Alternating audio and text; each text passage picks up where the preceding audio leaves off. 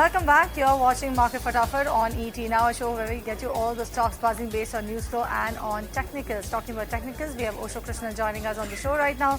A very good afternoon to you, Osho. Thank you so much for joining us on ET Now. And let's talk about the first stock that you've highlighted for us, and that is ICICI Bank. If you look at the stock performance today, definitely given up all of those morning gains but if you look at the last 6 months, 13% return, not too bad coming in for ICICI Bank. I stand corrected. It has recovered from the day's lowest point as well in today's trading session. So where do you see ICICI Bank headed from here on now? Good afternoon, everyone. Well, looking at the technical structure that ICICI has created over the last 6 to 7 trading months, so from here onwards, we are witnessing a kind of cup and handle breakout in ICICI, even on the weekly and daily chart. So that means from here onwards, on the basis of the technical setup, we can expect the upside target of 1050 to 1080 within the time frame of 5 to 6 months. So that means from here onwards, again, we can witness a kind of 12 to 13% move in ICICI Bank from, let's say, medium term time frame. So overall, the structure is very bullish, and one should definitely try to accumulate this counter. Any dip towards 950, 960 zone will be a very good levels to accumulate this for the upside target of 1050 to 1080.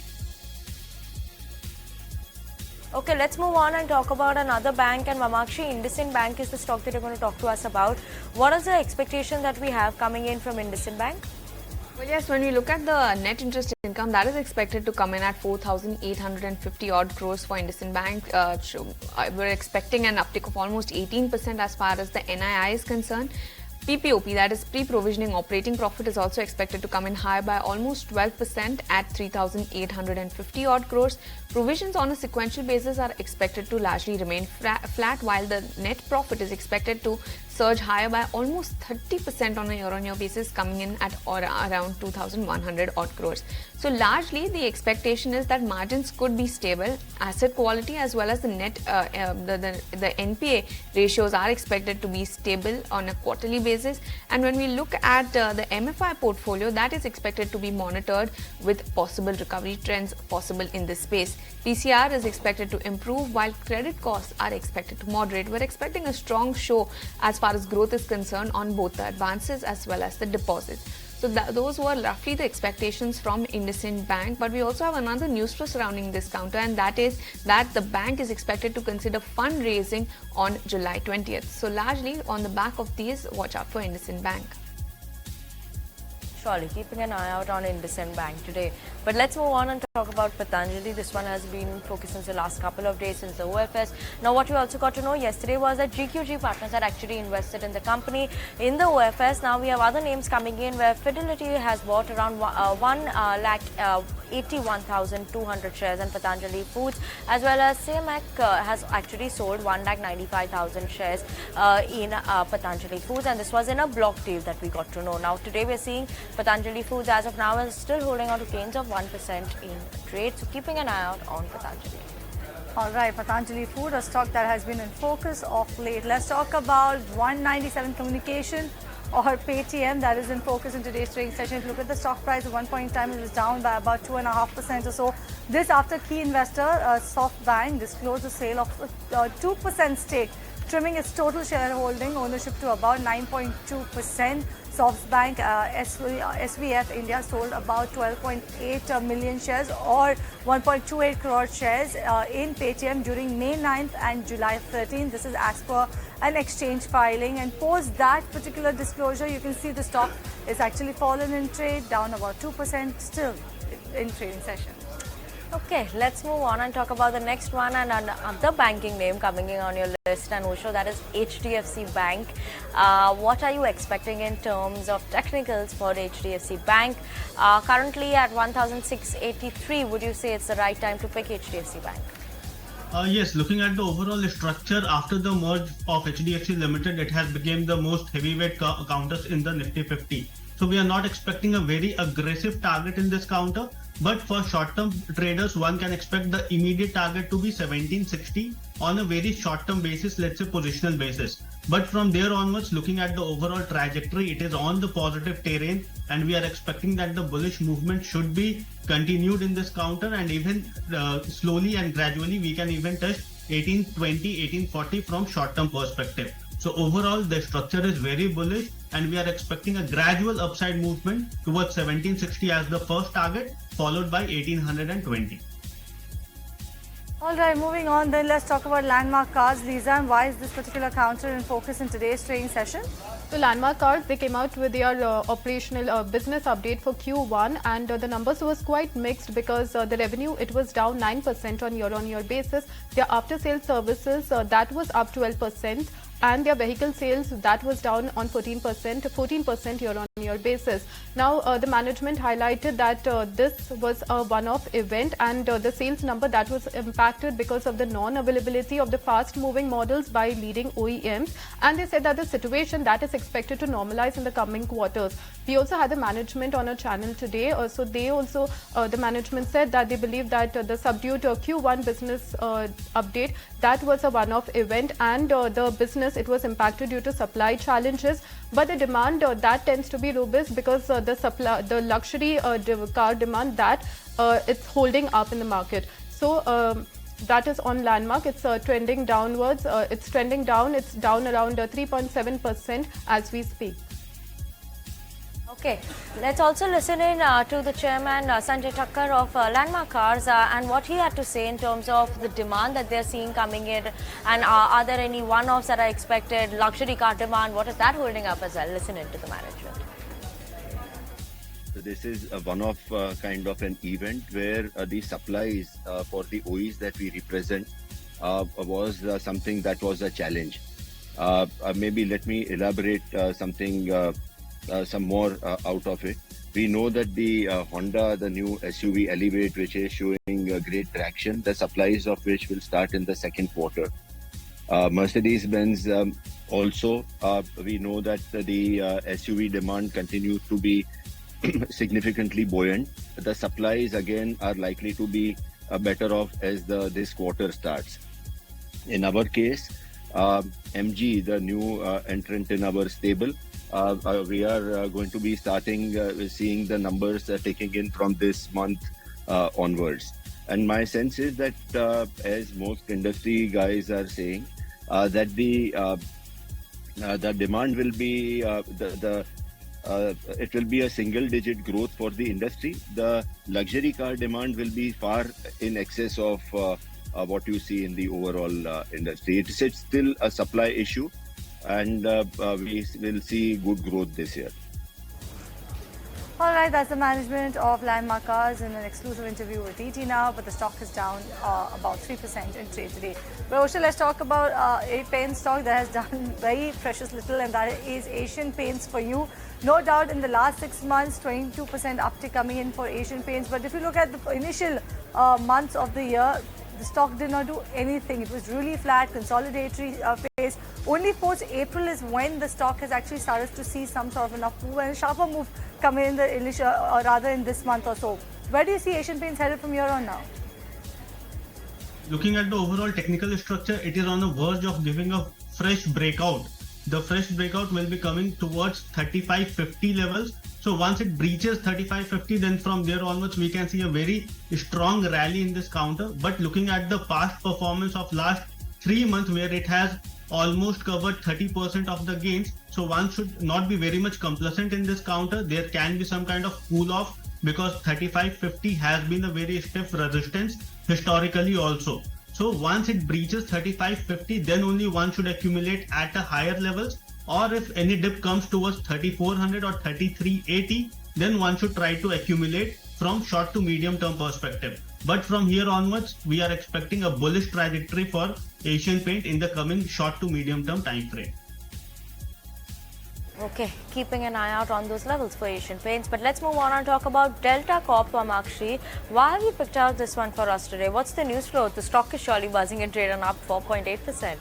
Well, yes, Vinny, but if you remember a few days ago when we had seen the stock really tank in trade, and that was after the GST Council had announced back then that the government would levy a 28% GST on the revenue of gaming companies, horse racing as well as casinos. But today, contrary to that move, the stock is strongly holding in the green, and this is following the news flow that the GST Council would be reviewing its decision to impose a 28% tax on the online gaming. Now, Rajiv Chandrasekhar, who is a Minister of State, said at an event that the Ministry of Electronics and IT would ask the GST Council to rethink its decision to impose a 28% tax on the industry after the regulatory framework for online gaming rules develops. So that is a positive news flow coming in for the likes of Delta Corp, and that is the reason why the stock is buzzing in trade today. As you can see, the stock is holding very strongly in the green with gains of around 5% as we speak. Delta Corp looks like some sort of positive news, but remember that the stock was down and out actually in last week. But Osho, talking about Cummins, how is this one looking on the charts to you? Cummins India again is placed around the lifetime high level. So from here onwards, the overall structure is still very bullish. And looking at the past 2-week performance, then the stock has been in a consolidation zone of 50 to 80 odd points. But on the same time, we are witnessing some kind of cool off in the technical parameters. So that's also very bullish or a very positive development in this counter. So from here onwards, we can expect a breakout above 1930, and the counter can move approximately 60 points from there onwards. So 1990 should be the target that one can expect in the coming short-term period. Okay, let's keep an eye out on Cummins and the levels over there. But let's move on and talk about Amara Raja batteries. Why is this one in focus? We saw a sharp fall coming in the stock, and this is on the back of a block deal that has happened today. What we understand is there's a 14% change of equity hands that has happened via a block deal that is around 2.6 crore equity shares. That is at a price of around 654 rupees per share, and overall that will amount to around 1,700 and 1,800 crore if you look at it. But yes, that's a very big block deal that has happened, change of hand that has happened, 14% change of hands in terms of equity, and that is why the stock is down and out in trade since then, and since the get-go it's down as much as 6% in trade today. Alright, moving on, Osho, let's talk about a mid-cap IT company, KPIT Tech. Do you think that just like the way how the large caps are seeing good strength, KPIT Tech will continue on its journey of this upward momentum, 53% in the last 6 months? Well, KPIT has always been in the positive trajectory, but looking from the recent development that we can witness in KPIT, it is forming a flag and pennant kind of a pattern on the daily chart.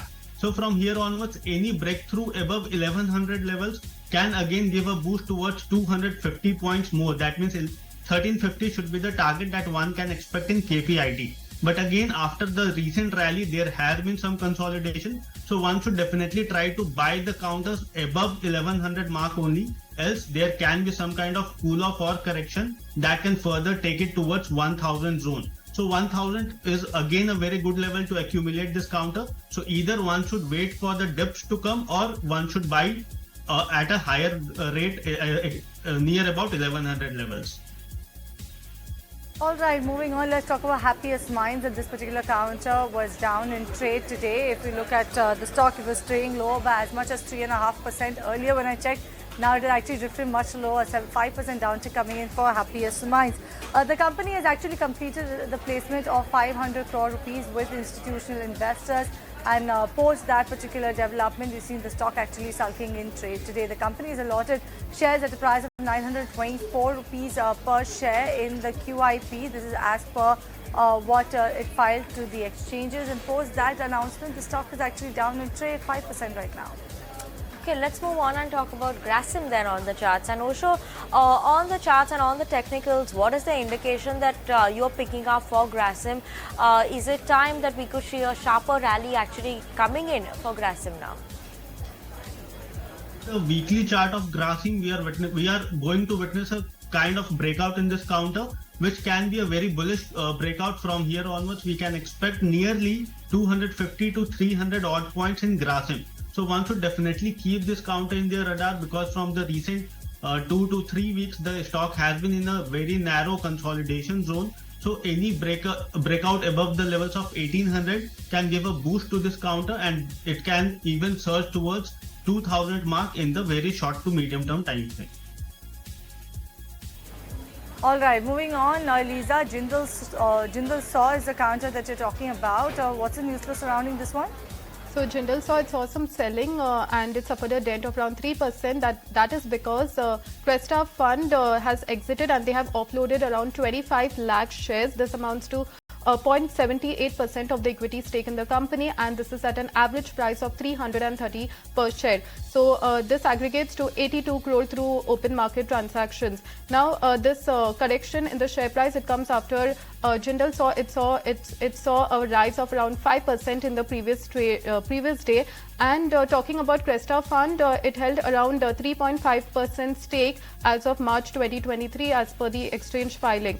And talking about the volumes, trading volume was 17% above the 20-day average at this time, and currently the stock is trading at its low, intraday low. So that's on Jindal Saw. It's trading downwards on the back of the selling by Cresta Fund. Okay, let's move on and talk about NALCO and putting the spotlight on NALCO. In terms of the charts, Osho, what is it that one should be expecting? Currently trading at 92.8, which has seen an uptick of around 8% in the last 6 months. What is it that one should see from NALCO now? NALCO has seen a kind of a gradual up move in the last 7 to 8 trading months.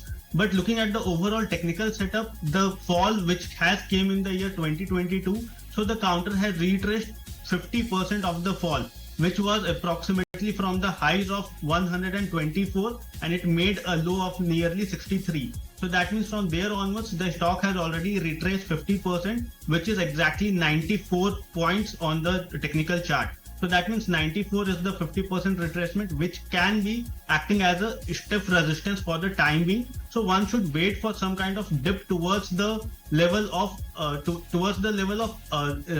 86, where one can try to accumulate this counter for the again higher range of 95 as the first target and 102 for the next target. There will be a gradual up move, but one can expect a decent move from short to medium term perspective in this counter.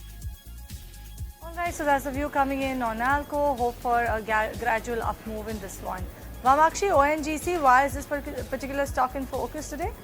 Well, Cheryl, this counter is buzzing in trade today. As of now, it has definitely cooled down from the peak that we did see, but earlier in the day, it was buzzing in trade. Now, ONGC is expecting oil production from its offshore East Block to see a substantial jump in the second half of the current financial year, is what Pankaj Kumar, the Director of Production, has said in New Delhi on the sidelines of an event.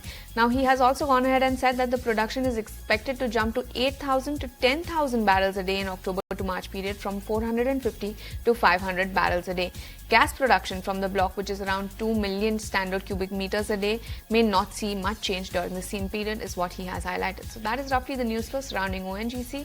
The stock is as of now trading flat in trade, has given up all its morning gains, trading however in the green as of now.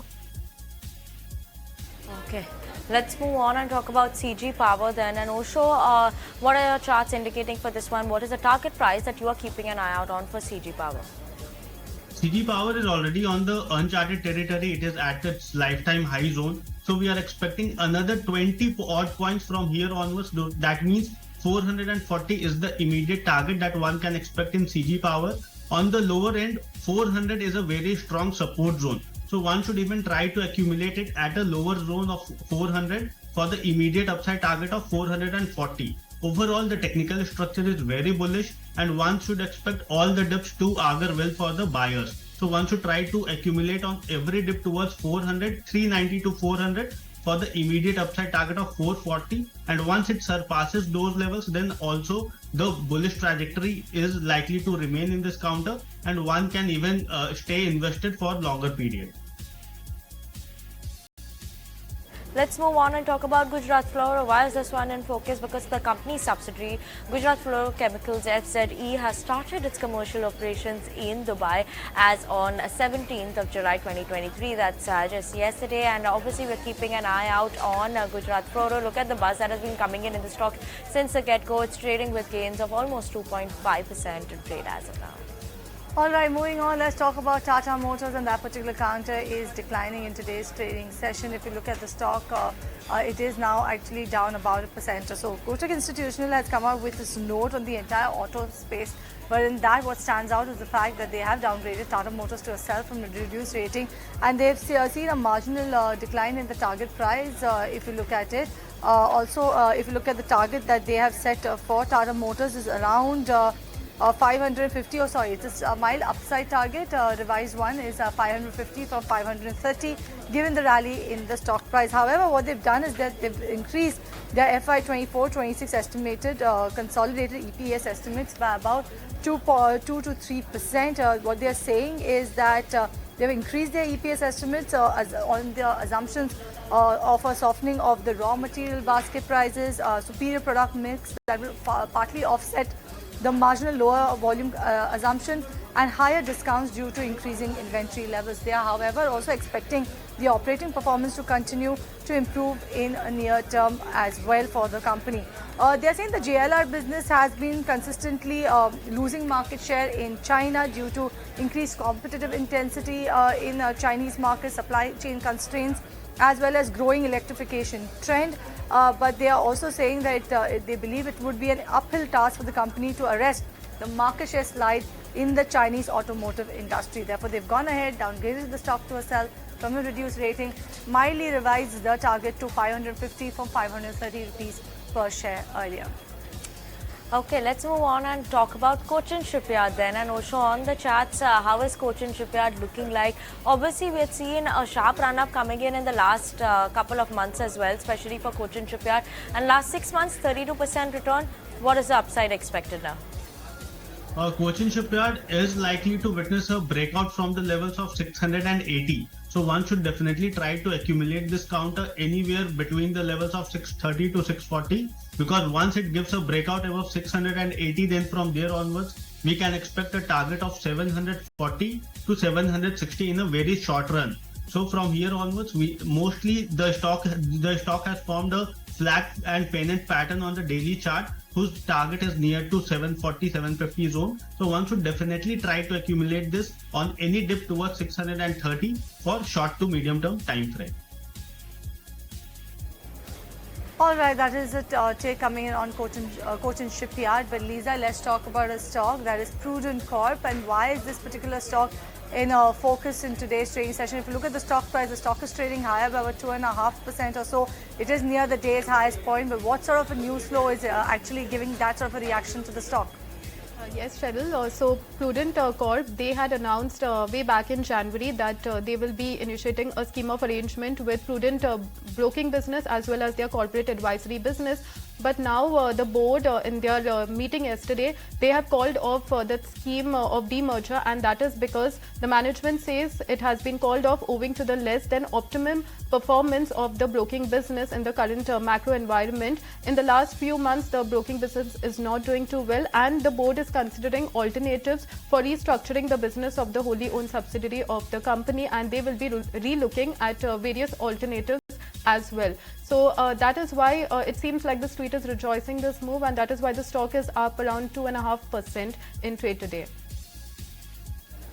Okay, let's move on and talk about IGL on the charts then. And Osho, in terms of indications that you're picking up from IGL, what is it that one should be expecting from IGL?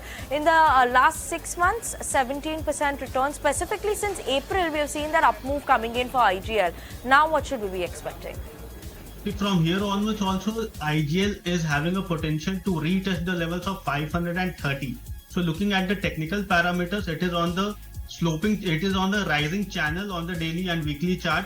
So from here onwards, one can expect that this should continue towards the immediate levels of 530. And once it reaches 530, then one should try to even book their profit at those levels also. So at present, the stock is placed above all the EMAs on the daily chart, which is also a very positive development for this counter. So one should definitely try to hold this for a medium term time frame for 530 target.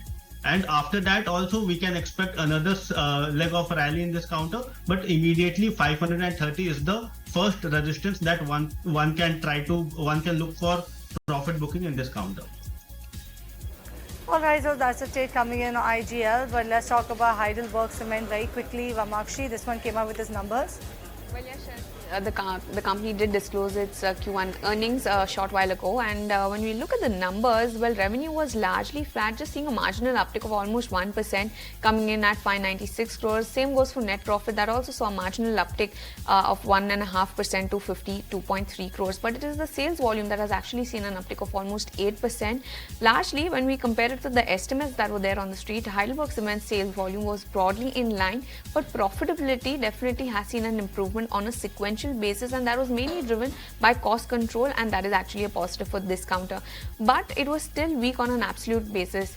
Further, other than that, despite the healthy demand outlook that the company has shared, the company has still no concrete expansion plans in place, due to which it faces some constraints on growth. So largely on the back of that, we have Heidelberg Cement in focus today. The stock did see a bit of a recovery as soon as its results kicked in, but after that the stock has slipped in trade. In fact, is trading lower with cuts of around 0.9%.